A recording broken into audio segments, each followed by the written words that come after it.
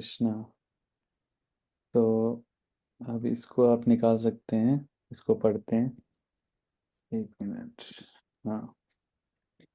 अतः चेत्त्वम् इमं धर्मयम् अतः अतः चेत्त्वमिमं धर्म्यम् धर्मम् इमं संग्रामं न करिष्यसि सङ्ग्रामं संग्रामं न न करिष्यसि करिष्यसि तथा स्वधर्मां कीर्तिं च तथा तथा स्वधर्मं स्वधर्मं कीर्तिं च कीर्तिं च हित्वा पापम् अवाप्स्यसि। हित्वा हित्वा पापम् पापमवाप्स्यसि। अवाप्स्यसि। अथा चेत्त्वम् इमं धर्मयाम् अथा अतः चेत्त्वमिमं चेत्त्वम् इमं धर्म्यम् धर्म्यम् संग्रामं न करिष्यसि। सङ्ग्रामं संग्रामं न न करिष्यसि। करिष्यसि। तथा धर्मां कीर्तिं च तथा तथा स्वधर्मं स्वधर्मं कीर्तिं च कीर्तिं च वा पापम् अवपस्यसि। हित्वा हित्वा पापमवाप्स्यसि। पापमवाप्स्यसि। अतः चेत्त्वम् इमं धर्मयाम् धर्म्यम् धर्म्यं संग्रामं न करिष्यसि। संग्रामं सङ्ग्रामं न न करिष्यसि। करिष्यसि। तथा स्वधर्मां कीर्तिं च तथा तथा स्वधर्मं स्वधर्मं कीर्तिं च कीर्तिं च हित्वा पापम् अवपस्यसि। हित्वा पापम् अवाप्स्यसि। अवाप्स्यसि। किंतु यदि तुम किंतु यदि किन्तु तुम यदि तुम युद्ध करने के स्वधर्म को युद्ध युद्ध करने करने के के स्वधर्म स्वधर्म को को संपन्न नहीं करते संपन्न संपन्न नहीं नहीं करते करते तो तुम्हें निश्चित रूप से तो तो तुम्हें तुम्हें निश्चित रूप से निश्चित रूप से अपने कर्तव्य की उपेक्षा करने का अपने अपने कर्तव्य की कर्तव्य की उपेक्षा उपेक्षा करने करने का का पाप लगेगा। पाप लगेगा। लगेगा। और तुम योद्धा के रूप में और और तुम तुम योद्धा योद्धा के के रूप रूप में में भी अपना यश खो दोगे। अपना भी यश अपना खो यश दोगे। खो दोगे। किंतु यदि तुम युद्ध करने के स्वधर्म को संपन्न नहीं करते तो तुम्हें निश्चित रूप से अपने कर्तव्य की उपेक्षा करने का पाप लगेगा और तुम योद्धा के रूप में भी अपना यश खो दोगे। तात्पर्य कितना सा है, छोटा सा, एक ही पैरा है, तो पढ़िए। कौन पढ़ेगा? हरे कृष्ण प्रभु जी। पढ़िए। अर्जुन विख्यात योद्धा था जिसने शिव आदि अनेक देवताओं से युद्ध करके यश अर्जित किया था। शिकारी के वेश में शिवजी से युद्ध करके तथा उन्हें हराकर अर्जुन ने उन्हें प्रसन्न किया था और वर के रूप में पाशुपात शस्त्र प्राप्त किया था। सभी लोग जानते थे कि वे एक महान योद्धा हैं। स्वयं द्रोणाचार्य ने उसे आशीष दिया था और एक विशेष अस्त्र प्रदान किया था जिससे कि वे अपने ही गुरु का वध कर सकते थे। इस प्रकार वे अपने धर्मपिता एवं स्वर्ग के राजा इंद्र समेत अनेक अधिकारियों से अनेकों युद्धों के प्रमाण पत्र प्राप्त कर चुका था। किंतु यदि वे इस समय युद्ध का परित्याग करता है तो वे न केवल क्षत्रिय धर्म की उपेक्षा का दोषी होगा अपितु उसके यश की भी हानि होगी और वे नरक जाने के लिए अपना मार्ग तैयार कर लेगा। दूसरे शब्दों में वे युद्ध करने से नहीं अपितु युद्ध से पलायन करने के कारण नरक का भागी होगा। हरे कृष्ण। हरे कृष्ण। तो एक बार मंगलाचरण कर लेते हैं और फिर आगे बढ़ते हैं। ओम अज्ञानतिमिरन्धस्य ज्ञानाञ्जनशलाकया चक्षुरुन्मीलितं येन तस्मै श्रीगुरवे नमः। श्रीचैतन्यमनोभीष्टं स्थापितं येन भूतले स्वयं रूपः कदा मह्यं ददाति स्वपदान्तिकम्।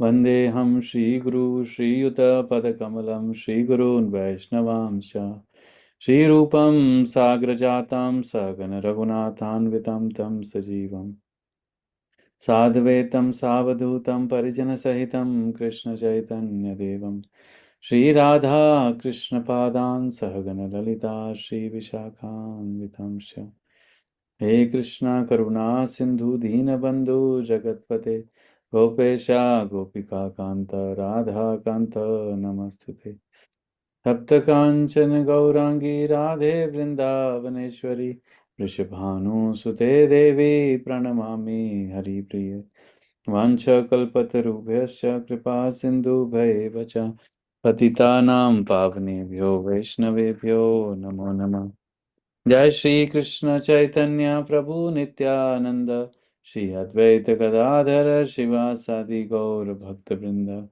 हरे कृष्णा कृष्णा कृष्णा हरे हरे हरे राम राम राम हरे हरे नमो विष्णुपदाय कृष्णपृष्ठाय भूतले श्रीमते भक्तिवेदांत स्वामीति नामिने नमस्ते सरस्वते देवे गौरवाणी प्रचारिणे निर्विशेषा शून्य पाश्चात्य देश तारिणे श्रील प्रभुपाद की जय गुरुदेव जय। तो क्या समझ आता है इसमें? पिछला श्लोक जो है, प्रभु जी इसमें तो जी बताया बताइए। गया है कि अपने कर्तव्य से पीछे नहीं जाना चाहिए। आप अगर कर्तव्य से पीछे जाते हो तो आप नरक के भागी हो। हम्म। तो पहले बताया कि तुम क्षत्रिय हो, उन्हें सुखी होते हैं, ऐसे क्षत्रिय सुखी हैं जिन्हें युद्ध के अवसर मिलते हैं और उन्हें स्वर्ग के द्वार खुल जाते हैं। अब उसका विपरीत बता रहे हैं। यदि, किंतु यदि तुम युद्ध करने के स्वधर्म को संपन्न नहीं करते हो तो तुम्हें निश्चित रूप से अपने कर्तव्य की उपेक्षा करने का पाप लगेगा और योद्धा के रूप में अपना यश खो खो दोगे। तो अभी आज की डेट में अगर देखें तो कोई भी व्यक्ति, ज्यादातर व्यक्ति अपना स्वधर्म नहीं कर रहे हैं।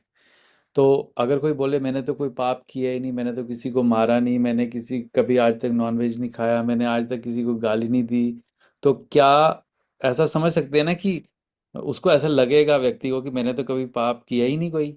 लेकिन फिर भी अगर वो अपने स्वधर्म, अपने गुरु के अकॉर्डिंग अगर वो अपना कार्य नहीं कर रहा है, तो एज पर भगवत गीता, भगवान के वचनों के, वो तब भी वो पाप का भागीदार है। पहली बार निकलो हाँ जी, है ना। तो और यहाँ पर प्रभुपाद जी ने परपोर्ट में एक और चीज किया है कि अ, अच्छा वो नेक्स्ट नेक्स्ट में अकीर्ति कर्म, जहाँ अकीर्ति बोलो वो नेक्स्ट में है। तो यहाँ पर स्ट्रेस दिया जा रहा है कि अर्जुन इतने विख्यात हैं, मतलब अर्जुन की क्वालिटीज को प्रभुपाद जी ग्लोरीफाई कर रहे हैं कि अर्जुन कोई साधारण व्यक्ति नहीं है कि एक कृष्णा का फ्रेंड है या पांडु जी के पुत्र हैं। एक नॉर्मल क्षत्रिय नहीं है, कोई शत्रु में भी वो नॉर्मल क्षत्रिय क्षत्रिय नहीं है। अर्जुन विख्यात योद्धा थे जिसने शिव आदि अनेक देवताओं से युद्ध करके यश अर्जित किया था। शिकारी के वेश में शिव जी से युद्ध करके उन्हें तथा हराकर अर्जुन ने उनसे प्रसन्न किया था और पाशुपात अस्त्र लिया। तो ऐसे बहुत सारे जो योद्धा थे उस समय के, जो योद्धा थे, उनसे अर्जुन ने युद्ध किया था। स्वयं द्रोणाचार्य ने उसे आशीष दिया कि है कि एक विशेष अस्त्र प्रदान किया था जिससे वे अपने गुरु का भी वध कर सकता है। मतलब इतना गुरु को कॉन्फिडेंस था कि ये बंदा मेरे से भी बहुत ज्यादा क्वालिफाइड है, तो मेरे पास जो अस्त्र है वो इसके पास जरूर होना चाहिए, चाहे उसके बदले वो मुझे उस अस्त्र से मार क्यों ना दे। इस प्रकार वह अपने धर्म पिता एवं स्वर्ग के राजा इंद्र समेत अनेक अधिकारियों के अनेक युद्धों के प्रमाण पत्र प्राप्त कर चुका था। तो जो कुंती महारानी को जो वरदान मिला था कि वो किसी भी देवता का आवाहन कर सकती हैं, तो उन्होंने जो है वो इंद्रदेव का आवाहन किया था, उससे उनको अर्जुन की प्राप्ति हुई थी। तो इस तरीके से इंद्रदेव उनके पिता हुए, है ना। तो तो किंतु यदि वह इस समय युद्ध का परित्याग करता है, मान लो अब इतना सारा क्वालिफिकेशन अगर किसी के पास हो और वो कोई ऐसा निंदनीय कार्य कर ले। मान लो हम मटेरियल वर्ल्ड में भी अगर देखें कि एक व्यक्ति बहुत हाई पोस्ट पे हो, बहुत ज़्यादा उसका उसका रेस्पेक्ट हो सोसाइटी में, बहुत लोग उनके उनका उनको उनसे इंस्पिरेशन लेते हों, और ऐसा व्यक्ति कोई एकदम घिनौना काम करे तो कैसा लगेगा? मतलब सोसाइटी में उसका जो रेस्पेक्ट है वो एकदम मिट्टी में मिल जाएगा। कहते हैं ना कि जो भी इसने इज्जत कमाई थी वो सारी मिट्टी में मिला दी एक कार्य से। तो उसी तरीके से अर्जुन को यहाँ पर भगवान बता रहे हैं कि तुम इतने महान व्यक्ति हो, शत्रु में भी तुम एक महानतम महानतम व्यक्ति हो, और अपितु क्षत्रिय धर्म की अपेक्षा का दोषी हो, कि यदि इस समय युद्ध का परित्याग करता है तो वह ना तो केवल क्षत्रिय धर्म की अपेक्षा का दोषी होगा, अपितु उसके यश की भी हानि होगी, और वो नर्क जाने के लिए अपना मार्ग तैयार कर लेगा। तो दूसरे शब्दों में वह युद्ध करने से नहीं अपितु युद्ध से पलायन करने के कारण नरक में जाएगा। तो बोलते हैं ना कि जैसे कोई किसी को मार देता है तो यार तूने उसको मारा ना, तो तू तो पक्का नरक जाएगा। यहाँ भगवान बोल रहे हैं कि अगर एक व्यक्ति की प्रवृत्ति क्षत्रिय वाली है और उसके अंदर क्षत्रिय वाले गुण हैं, तो उसके लिए युद्ध करने से वो नरक नहीं जाएगा, युद्ध ना करने से वो नरक जाएगा। मतलब उसका नीचे के लोकों में उसकी जो गति होगी वो युद्ध ना करने से होगी। अब इसका ये मतलब नहीं कि मान लो कोई बहुत बड़ा बॉडी बिल्डर हो गया, रेसलर हो गया, तो अब उसको युद्ध करने का आ गया, तो वो जहां उसको मौका मिला, किसी से भी लड़ाई करने का मौका मिला तो वहां पे लड़ाई करना शुरू हो गया, वैसा नहीं है। मतलब यहाँ पर धर्म को की स्थापना करने के लिए भगवान की इच्छा से जब वो युद्ध की जब ऐसी परिस्थितियां बन जाती हैं, उस समय अर्जुन को बोला जा रहा है कि उस समय अगर क्षत्रिय जो है जिसके अंदर वो क्वालिटीज हैं, अगर वो युद्ध नहीं करता है तो उसको पाप का भागीदार बनता है। ऐसा नहीं कि कोई भी बहुत पावरफुल है, उसने बहुत सारे स्किल अर्जित कर लिए हैं, उसको गदा चलाना भी आता है, उसको रिवॉल्वर चलानी भी आती है, धनुष बाण सब कुछ आता है, और बॉडी भी उसकी बहुत अच्छे से बिल्ड की है। जहां मौका मिला एक को जाके थप्पड़ मार दिया, एक को गाली दे दी, एक को घूंसा लगा दिया। वैसा वाला क्षत्रिय के यहाँ पर डेफिनेशन नहीं है। तो इस तरीके से यहाँ पर अगले श्लोक में हम पढ़ेंगे कि वो ये भी बोलेंगे कि अकीर्ति मतलब, और एक आगे बताएंगे कि एक एक रेस्पेक्टेबल व्यक्ति के लिए मृत्यु से ज्यादा निंदनीय है उसके यश की हानि होना। एक रेस्पेक्टफुल व्यक्ति को अगर किसी को मृत्यु दंड देना हो तो बस उसकी रेस्पेक्ट को मैं कुछ दाग लगा दो, it is more than death for that person.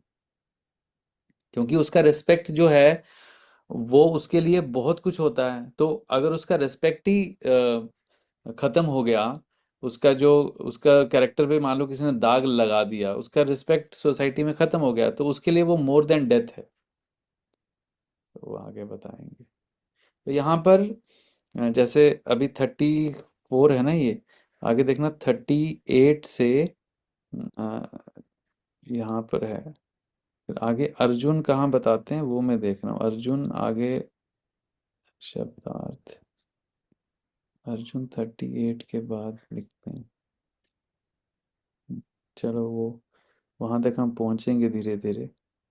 तो यहाँ पर मतलब अर्जुन को भगवान इंस्पायर कर रहे हैं, उनको उसी के लेवल पे लाके पाप पुण्य वाले लेवल पे आ रहे हैं, क्योंकि ऐसे डिवोटी के लिए कोई पाप पुण्य है नहीं। लेकिन अर्जुन, अभी कल भी हमने डिस्कस किया था कि वो अपने को बॉडीली लेवल पे समझ रहे हैं। तो इसलिए अर्जुन के लेवल पे आके, मतलब अपेरेंटली जो अपने को देहात्म बुद्धि में समझ रहे हैं, अब उसके लेवल पे आके उनको पाप पुण्य बता रहे हैं कि तुम्हारे यश खो दोगे, और एक क्षत्रिय के लिए यश सबसे बड़ा होता है। तो इस तरीके से अर्जुन को जो है किसी ना किसी तरीके से वो चाह रहे हैं कि ये जो युद्ध युद्ध तो होना ही है, और ये जितने लोग यहाँ पापी लोग हैं उनका वध तो होना है। वो चाह रहे हैं कि इसका सारा श्रेय जो है, इसका सारा जो अ, सब पूरा श्रेय जो है वो अर्जुन को मिले, और अर्जुन इससे भाग रहा है। तो समहाउ येन केन प्राक्रेन, किसी ना किसी तरीके से अर्जुन को इंस्पायर कर रहे हैं कि तुम्हें युद्ध करना चाहिए। और किसी को कुछ इसमें ऐड आपको लगता है कि कोई और पॉइंट है जो हमने मिस किया हो? मिस तो नहीं प्रभु जी, इसकी प्रैक्टिकल एप्लीकेशन ये हम समझ सकते हैं लास्ट लाइन से कि जीवन भी एक युद्ध है। तो हम्म। अगर हम ये सोचें कि अपने कर्मों से भाग के हम गृहस्थ आश्रम में हैं, हमारी हम्म। बहुत सारी रिस्पॉन्सिबिलिटीज हैं, तो अगर हम्म। हम ये सोचें कि सब छोड़ छाड़ के हम भाग जाएं, जंगल में बैठ जाएं, हाँ। तपस्या करें, तो वो भी युद्ध से प्लान करना ही होगा। हाँ। तो भी हम नरक के भागी ही बनेंगे। हाँ। हमें अपनी ड्यूटीज तो करनी है। अगर हमारी कॉन्शियसनेस अर्जुन के जैसी है, अगर हम देहात्म बुद्धि वाली कॉन्शियसनेस में हैं, तो हम ये फल्गु वैराग्य जो है, सब काम छोड़ छाड़ के थोड़ा सा किसी से सुन लिया और हमने अंदर फल्गु वैराग्य आ गया और हम चले गए जंगल में। तो हमारी कॉन्शियसनेस के ऊपर डिपेंड करता है कि हम कितना जो जो संन्यास भाव है, जो विरक्ति भाव है, वो हमारे अंदर कितना अंदर से आया है। बाहर से विरक्ति, इट इज कॉल्ड फल्गु वैराग्य। मतलब सुन लिया किसी का, हाँ हाँ हाँ, सब ये सब माया माया, छोड़ो छोड़ो छोड़ो, भागो यहाँ से, वैसा भगवान नहीं चाहते। तो यहाँ धीरे धीरे, अब जैसे हम भगवत गीता आगे पढ़ेंगे ना, आगे धीरे धीरे भगवान लास्ट में जाके क्या बोलते हैं, सर्वधर्मान परित्यज्य। बोले ये जितने भी धर्म मैंने तुम्हें सिखाए हैं, क्षत्रिय के धर्म, युद्ध करना होगा, ये लास्ट में भगवान इसी को नल एंड वॉइड बताते हैं ना 18.66 में, सर्वधर्मान परित्यज्य माम एकम शरणम। तो वहां पर तो धीरे धीरे हमें वो एलिवेट कर रहे हैं। अभी हम लोग बॉडीली कॉन्शियसनेस में हैं, तो हमें उसी कॉन्शियसनेस में करते हैं। ओके, अब मुझे जाना होगा, तो यहीं पे स्टार्ट कर लेते हैं। 1 मिनट।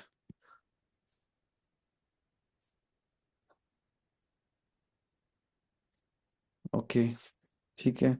तो अ, अभी हम कंटिन्यू कर सकते हैं। तो मतलब अ, ये वाला जो कॉन्शियसनेस आपने बोला ना, कि हमें हमें वैसा वैराग्य नहीं होना चाहिए, एकदम से सुन लिया तो वैराग्य आ गया। हम जिस कॉन्शियसनेस में हैं, उस कॉन्शियसनेस में हमने को उस कॉन्शियसनेस में हमारा जो स्वधर्म है उसका पालन करना है। ठीक है, तो मैं यहीं पे स्टॉप करता हूँ। तो बाकी आप लोग डिस्कस कर सकते हैं। मुझे शायद वहाँ थोड़ा स्विच करना होगा ऑफिस में, ठीक है।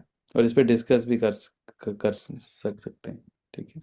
हरे कृष्णा, श्रील प्रभुपाद। हरे बड़े